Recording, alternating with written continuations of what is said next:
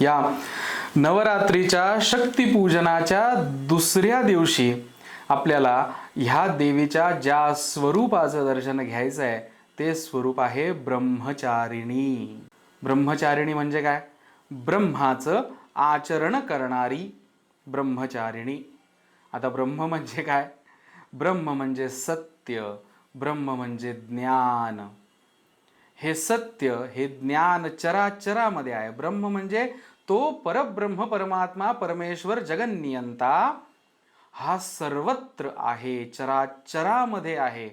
ह्या चराचरामधल्या भगवंताचं दर्शन म्हणजे ब्रह्म.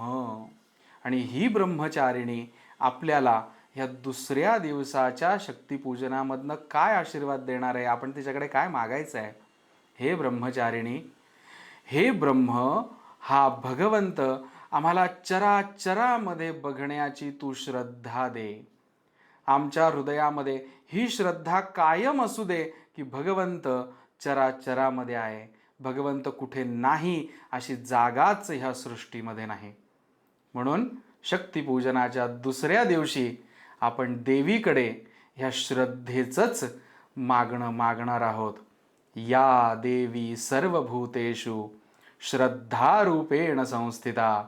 नमस्तस्यै नमस्तस्यै नमस्तस्यै नमो नमः.